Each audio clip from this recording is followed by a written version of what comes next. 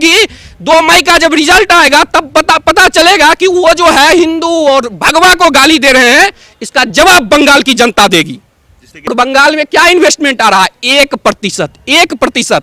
इससे पता चलता है लॉ एंड ऑर्डर जो है ना, हम कहीं अभी फैक्ट्री लगाते हैं ब्रिक्स का, तो हमको फिरौती ना देना पड़े, हमको मतलब एक सरकार को टैक्स दे, एक गुंडा को टैक्स दे। ये उत्तर प्रदेश में बंद हुआ है और ये अभी भी बंगाल में चल रहा है। तो ममता दीदी को पहले वहां सुरक्षा देना चाहिए। अब तुष्टीकरण करके आतंकवादियों का साथ देके चुनाव नहीं जीत सकते। तो अब जो आप देख रहे हैं कि जो ममता दीदी जय श्री राम बोलने वाले को बोलती तो हमको गाली देते हो। आज वो ममता दीदी के रोड शो में जय श्री राम का नारा लग रहा है, ये बहुत सुकून देता है। ये सृष्टि चल रही है, लेकिन माता बनने की जो है ये कला महिला को ही ईश्वर ने दिया है। ठीक है, कोई पुरुष मां नहीं बन सकता है, कोई पुरुष बच्चों को जन्म नहीं दे सकता, इतना पवित्र है मां बनना। ठीक है, और ममता दीदी जो बोल रही है, वो जो बंगाल में उनको ये बोलना चाहिए कि एक मां को उनका गुंडा मार दिया है और उत्तर प्रदेश की वो बात करती हैं। नमस्कार दोस्तों, मैं मोहित सिंह और आप देख रहे हैं भारतीय टाइम्स। हम बात कर रहे हैं बंगाल चुनाव की। बंगाल चुनाव की सियासत में बड़ी गर्मी हो रही है। ये वही ममता बनर्जी हैं जो जय श्री राम के नाम से चिढ़ती थी और आज ये मजबूर हो चुकी हैं कि अपने रैलियों में जय श्री राम के नारे इनको लगवाने पड़ रहे हैं। इस पर चर्चा करेंगे शिवम प्रासर जी से, वो किस तरीके से सोचते हैं, उनकी क्या विचार हैं इन पे। तो शिवम जी, किस तरीके देखते हैं इन सभी चीज़ों को आप? नमस्कार। आपने बोला कि जो ममता दीदी, अभी आपको याद होगा कुछ समय पहले तक ममता दीदी को जय श्री राम बोलते थे। ठीक है, अगर हम आपसे मिले जय श्री राम, हम लोग का ये क्या है, हम लोग की ये जो है स्वागत करने का तरीका है। ठीक है, ममता दीदी को जो बोलता था जय श्री राम, ममता बोलती थी तुम हमको गाली देते हो। अरे ममता दीदी, जय श्री राम गाली नहीं है। और ममता दीदी को मतलब बोलती थी कि तुम गुंडे हो, तुमको मैं जेल में भिजवा दूंगी। यानी जय श्री राम बोलने वाले को ममता दीदी गुंडा कहती थी। आज देखिए, जब हिंदू जग गया, उनको लग गया कि भाई अब हिंदू को गाली दोगे, भगवान राम के खिलाफ बोलोगे, तो हिंदू तुमको वोट नहीं देगा। ठीक, तो ममता जी, इसकी एक जड़ में आपको पॉइंट बताता हूं। कांग्रेस पार्टी जब 2014 में चुनाव हारी थी, तो एक नेता है कांग्रेस के, ए.के. एंटनी उनका नाम है। तो एंटनी कमीशन बनाया गया कि कांग्रेस 2014 की चुनाव क्यों हारी। तो एंटनी कमीशन में ये रिपोर्ट में, जो एंटनी का कमीशन है, उसमें जो रिपोर्ट दिया गया कांग्रेस पार्टी को, तो उसमें ये आया कि कांग्रेस की जो छवि है वो मुसलमानों की पार्टी की बन गई है। ये कोई दूसरा नहीं बोल रहा है, ये ए.के. एंटनी कांग्रेस के नेता ने अपने रिपोर्ट में कांग्रेस को दिया। हारने का जो 10 कारण था, उसमें एक कारण यह भी था। तो इसके बावजूद उस रिपोर्ट पे कोई ध्यान नहीं दिया, सब जो है अपना क्या कहते हैं, फिर भी अपना तुष्टीकरण करते रहा। ठीक है, लेकिन जब 2019 के चुनाव में फिर मोदी जी जीत गए, तब सबका दिमाग घबराया कि अरे यार, हम लोग उस रिपोर्ट पे अब ध्यान दो।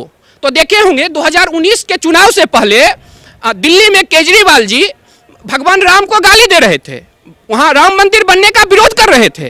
आप डेट देखिएगा, 2019 के चुनाव में जब उनको दिल्ली की जनता ने हराया, उससे पहले वो राम का विरोध करते थे, बाबरी मस्जिद का सपोर्ट करते थे। जो विदेशी मुसलमान, तुर्की मुसलमान आक्रमण करके हम हिंदुओं के इज्जत को लूट के उस गद्दार का साथ दे रहे थे अरविंद केजरीवाल।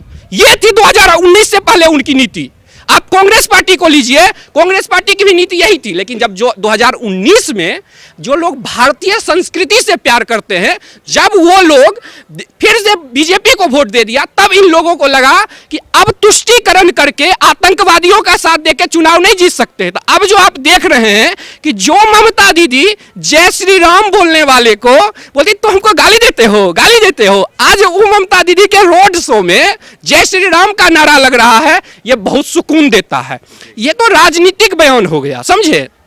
हमें एक समाज के तौर पर सोचना होगा कि हमको इतने सालों ने विदेशी मुसलमानों ने हमको गुलाम बना के रखा। ठीक है, आपसी हम लोग में जो फूट थी, महत्वाकांक्षा थी, सेना में हम लोग उतनी मजबूती नहीं थी, जो बिहार उधर जो जिहाद की भावना चल रही थी हम लोग के अंदर, उसके काउंटर जो हम लोग के राजा नहीं कर पाए थे। हमें ये देखना चाहिए एक समाज के तौर पे, राजनीति पीछे है, एज अ समाज के तौर पे हमें देखना चाहिए। आपको याद होगा कौन बनेगा करोड़पति, एक शो था अमिताभ बच्चन जी का। उस शो में उन्होंने बिहार के एक जाने माने हस्ती है, शत्रुघ्न सिन्हा को पूरा बिहार जानता है, उनकी बेटी थी सोनाक्षी सिन्हा। तो मैं क्लियर कर दूं, मैं किसी व्यक्ति के अगेंस्ट नहीं हूं, सिर्फ जानकारी देने के लिए बता रहा हूं कि जब अमिताभ बच्चन जी ने केबीसी में सोनाक्षी जी से पूछा था कि हनुमान जी जो संजीवनी बूटी लाने गए थे वो किसके लिए, लक्ष्मण के लिए संजीवनी बूटी लाने गए थे, सीता के लिए, किसके लिए, सुग्रीव के लिए, तो आपको ये जान के अचरज होगा। तो सोनाक्षी सिन्हा जी ने जवाब दिया था कि सीता जी के लिए लाए गए थे। यह यूट्यूब पे अवेलेबल है, अगर आपको विश्वास नहीं है तो आप जाके देख सकते हैं, ठीक है। तो ये हमें एक समाज के तौर पे सोचना है कि जो सांसद रहा हो, जो मंत्री रहा हो, उनकी पुत्री को नहीं, एक व्यक्ति पे हमको केंद्रित नहीं करना है, ये हमें समाज को ये बताना है कि उतने बड़ी हस्ती को ये अपने रामायण के बारे में, अपनी संस्कृति के बारे में ज्ञान नहीं है। तो हम लोगों को जो गुलाम बना के, बाबर जो था, जो ये मोहम्मद बिन कासिम था, गोरी था, जो हम लोगों को गुलाम बना के हम लोगों का कत्ल किया जिहाद के नाम पे, हम लोग को काफिर बोल के, तो ये हम लोग को समझना चाहिए कि एक समाज के तौर पे जो हम लोगों का कर्तव्य है वो हमें उसके रूप में भी काम करना चाहिए। राजनीति अपने जगह है, लेकिन सामाजिक तौर पे ये हमें सोचना चाहिए कि इतने बड़े व्यक्ति के परिवार के लोगों को ये नहीं मालूम है कि लक्ष्मण बूटी किसके लिए लाया गया था, संजीवनी बूटी किसके लिए लाया गया था। तो इसलिए इस पे ध्यान देना चाहिए हम लोग को। जिस तरीके से एक वहाँ पे टीएमसी कार्यकर्ताओं ने मिलके एक बुजुर्ग महिला को मारा और उसके बाद कुछ दिनों बाद ही कल उनकी मृत्यु हो चुकी है, तो इस पे भी राजनीति कर रहे हैं वो लोग, इसको किस तरीके देखते हैं आप?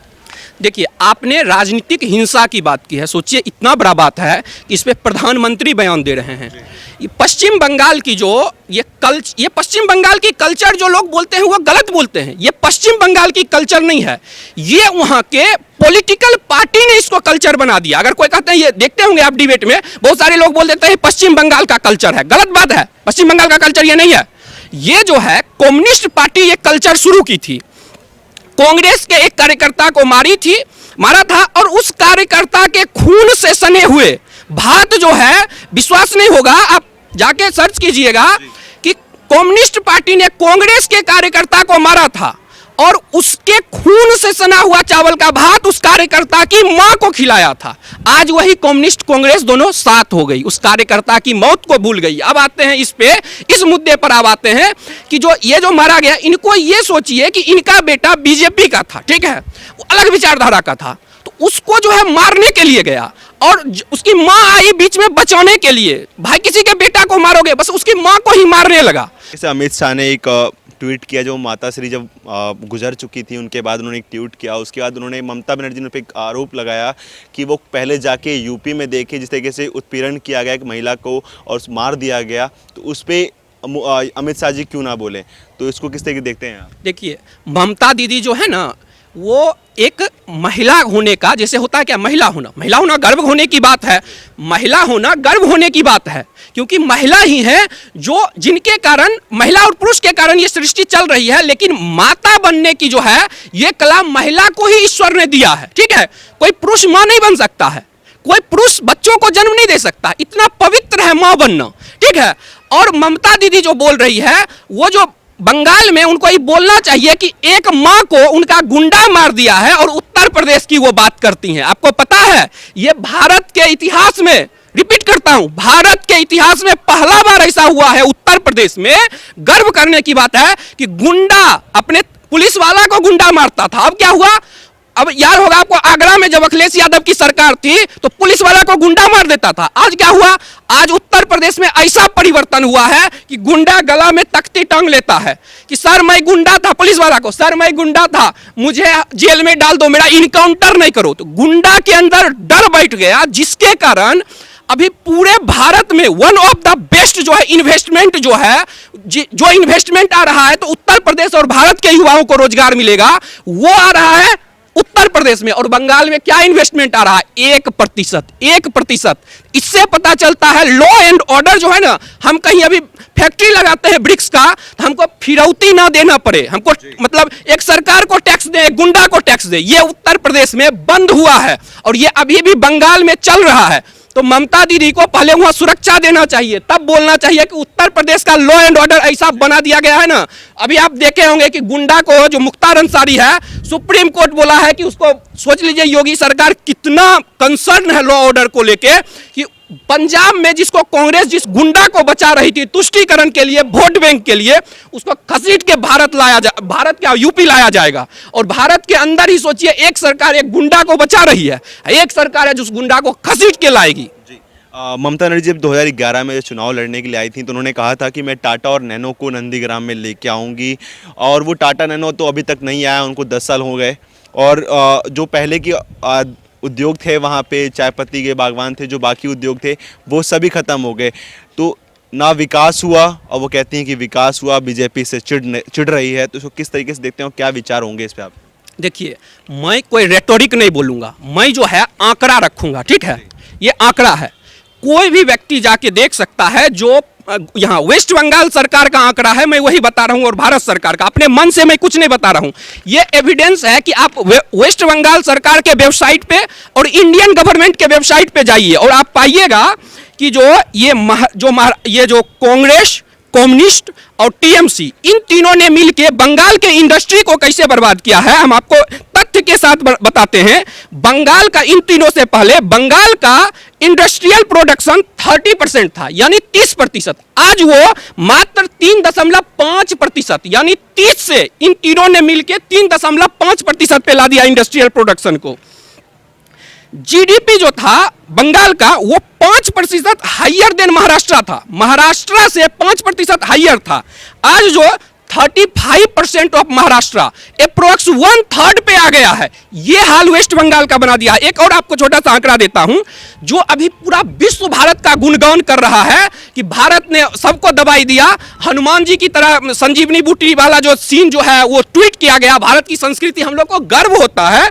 वो जो फार्मास्यूटिकल है, ये 70%, भारत में जितना बनता था ना, उसका 70% पश्चिम बंगाल में बनता था। आज वो घट के 10% पे रह गया है। ये हाल बंगाल का बना दिया।